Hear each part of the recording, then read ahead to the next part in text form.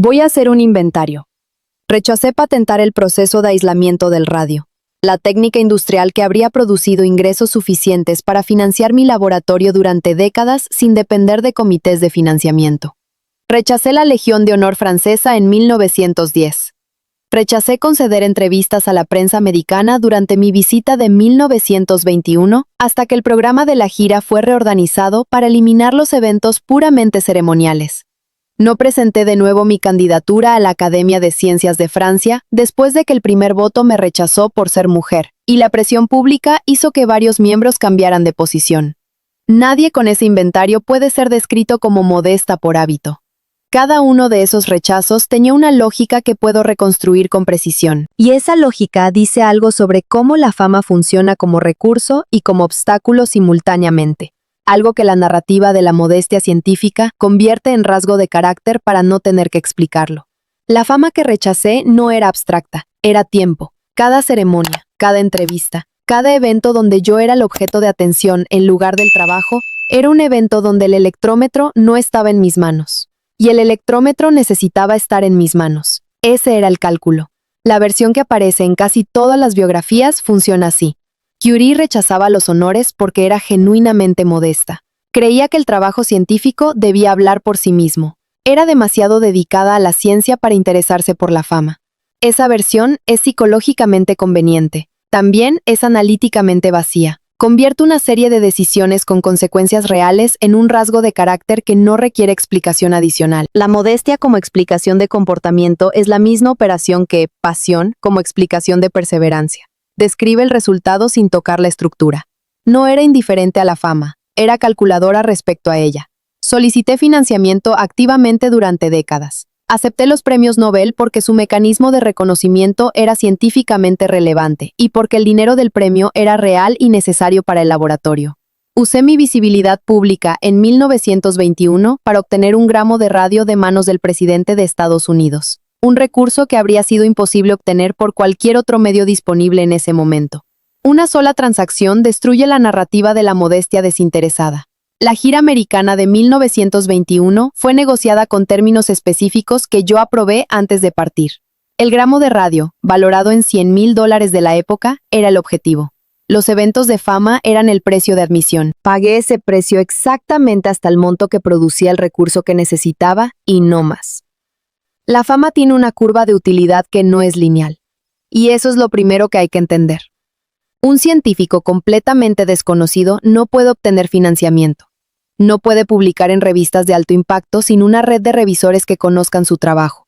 No puede reclutar estudiantes de calidad. Un científico con visibilidad moderada tiene acceso a esos recursos.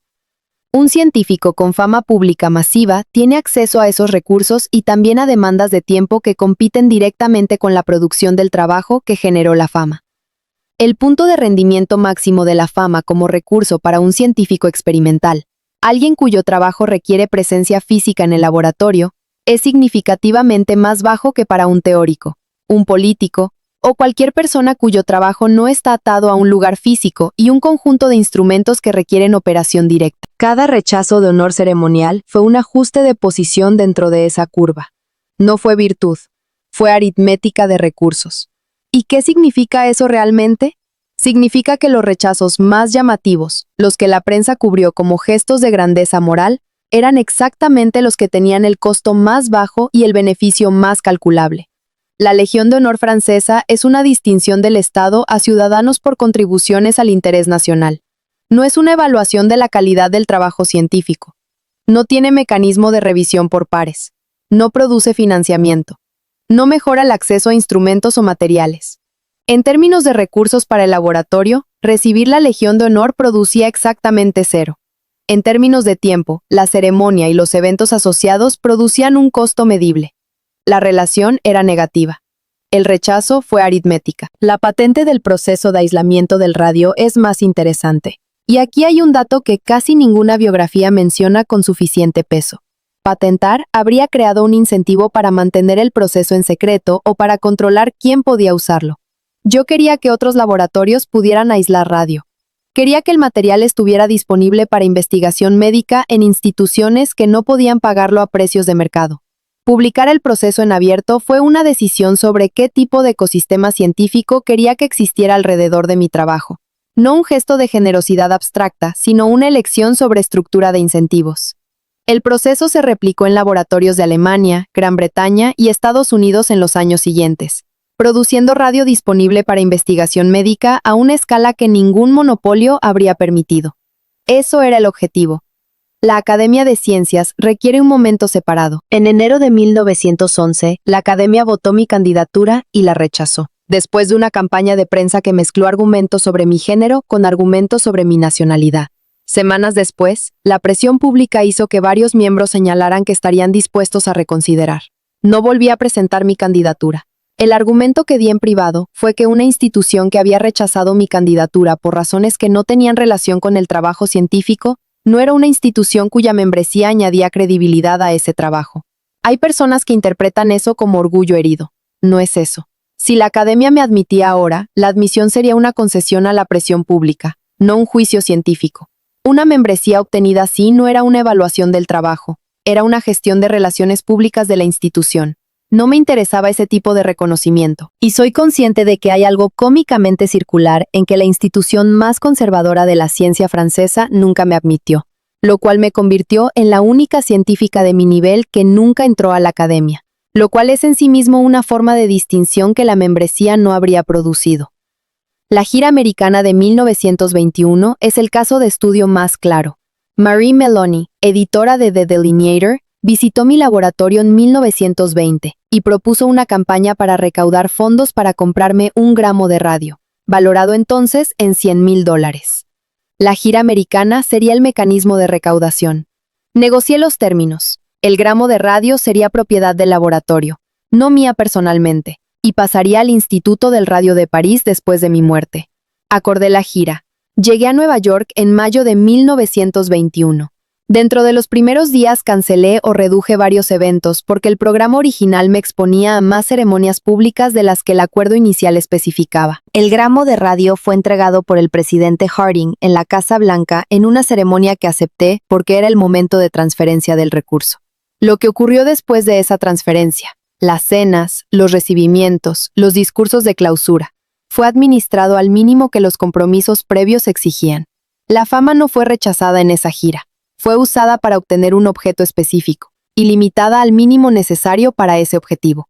La fractura que ninguna narrativa sobre esto muestra con su forma completa es esta. La estrategia de gestión de visibilidad que usé con tanto éxito dependía de una fama preexistente que no controlé, y que en varios momentos fue construida por otros con agendas que no eran las mías. El escándalo de prensa de 1911. Cuando periódicos franceses publicaron cartas privadas de mi relación con Paul Langevin en el contexto de su proceso de divorcio, y usaron esas cartas para intentar destruir mi reputación científica, produjo una visibilidad masiva que no busqué, no quería, y que tenía el objetivo explícito de dañarme. Sin embargo, esa visibilidad fue el contexto en que el Premio Nobel de Química de 1911 llegó, y la forma en que respondí al consejo del Comité del Nobel de no asistir a la ceremonia. Fui de todas formas, con mis hijas, y di el discurso de aceptación sin mencionar el escándalo. Produjo una imagen de determinación bajo presión que se convirtió en parte central de la narrativa pública sobre mí. No construí esa narrativa. La prensa la construyó al cubrir mi respuesta.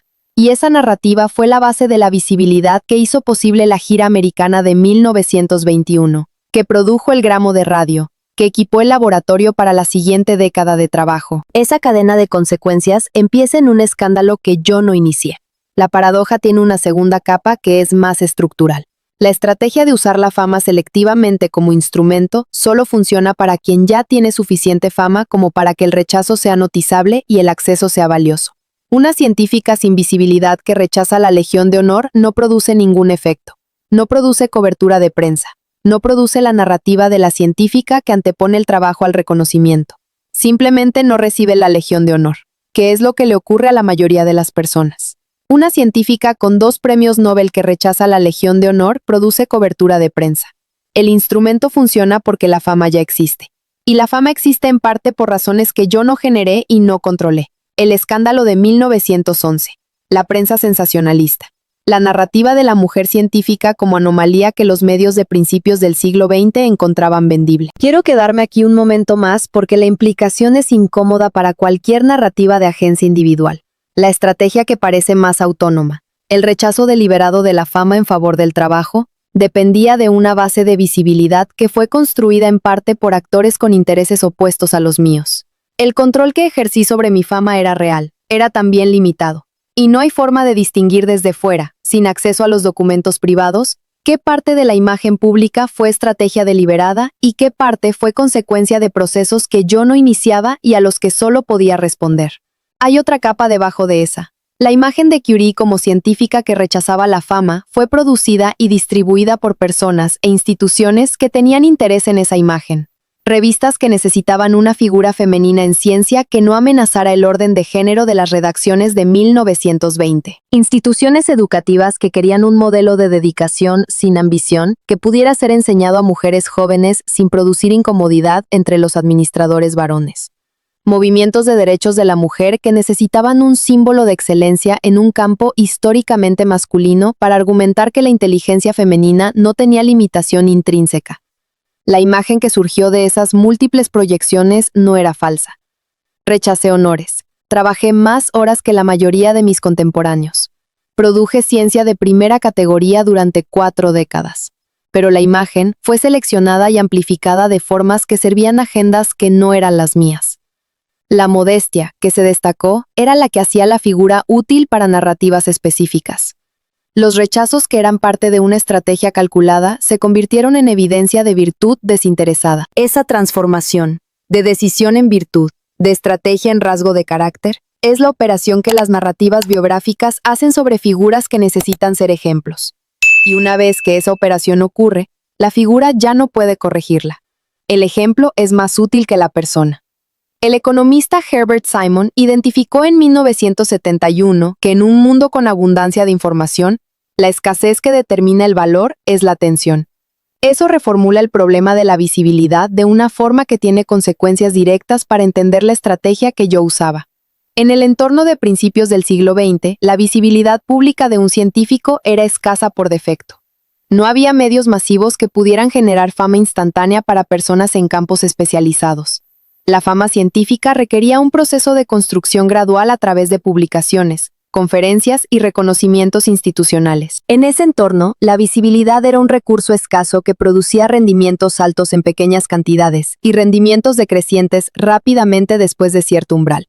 La estrategia de producir trabajo de alta calidad, rechazar visibilidad ceremonial y usar visibilidad instrumental para objetivos específicos, era ejecutable porque la visibilidad tenía ese perfil de costos. En el entorno actual, donde cualquier persona puede alcanzar millones en horas a través de medios digitales, la visibilidad es abundante y la escasez que determina el valor es la credibilidad.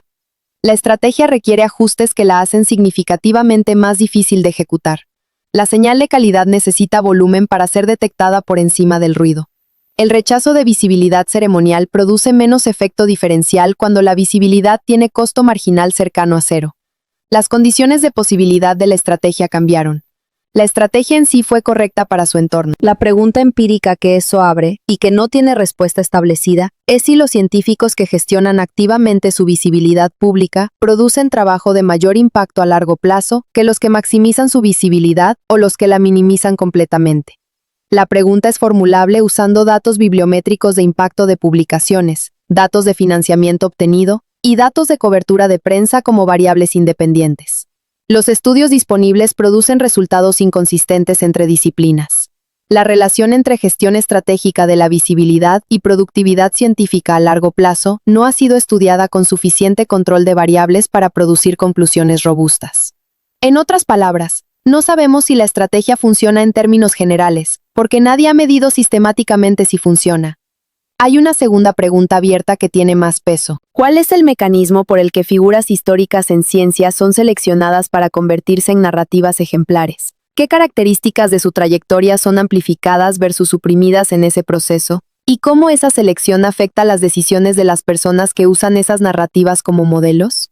La historia de la ciencia ha comenzado a examinar la construcción de figuras ejemplares como procesos sociales con actores, intereses y mecanismos específicos. Pero la pregunta de segundo orden, cómo esas narrativas construidas afectan las trayectorias de estudiantes y científicos jóvenes que las usan como orientación, tiene respuestas preliminares en psicología de modelos de rol que no han sido integradas con la historia de cómo esas narrativas fueron producidas. Hay personas que tomaron decisiones sobre su carrera usando una imagen de mí que fue construida con selección específica, que amplificó lo que hacía la figura útil para ciertos propósitos y que suprimió lo que era más difícil de convertir en ejemplo. Esas personas nunca supieron que estaban siendo orientadas por una narrativa que había pasado por ese proceso de selección. Eso no es un problema único de mi caso. Es la condición general de las figuras ejemplares en cualquier campo. Al principio de este video, el rechazo a la fama era evidencia de modestia científica, una virtud que me distinguía de quienes buscaban reconocimiento por el reconocimiento mismo. Ahora tiene otra forma. Fue una estrategia de gestión de visibilidad con lógica interna coherente, costos calculados en cada decisión y objetivos específicos identificables. Mantener tiempo de laboratorio, obtener recursos concretos, preservar la credibilidad del trabajo frente a reconocimientos que no tenían mecanismo de evaluación científica. Esa estrategia dependía de una fama preexistente que no construí completamente, construida en parte por el escándalo de 1911, en parte por la prensa que necesitaba una figura de mujer científica para narrativas que servían intereses distintos a los míos. Y la imagen de modestia que emergió fue amplificada por instituciones que encontraban esa imagen útil para propósitos que tampoco eran los míos. El resultado es que la figura más visible de la historia de la ciencia experimental del siglo XX es conocida principalmente por haber rechazado la visibilidad. Esa paradoja no es accidental, es la consecuencia de que la gestión estratégica de la fama, ejecutada con suficiente consistencia, produce una fama de tipo distinto, más duradera, más difícil de atacar, más útil como recurso, que la búsqueda directa de visibilidad. Rechazar la fama que otros buscaban fue la forma más eficiente de obtener exactamente la fama que necesitaba. No lo digo como recomendación, lo digo como descripción de lo que ocurrió. Si hubiera una recomendación, sería esta. Entender la diferencia entre los dos es el primer paso para decidir cuál de los dos quieres.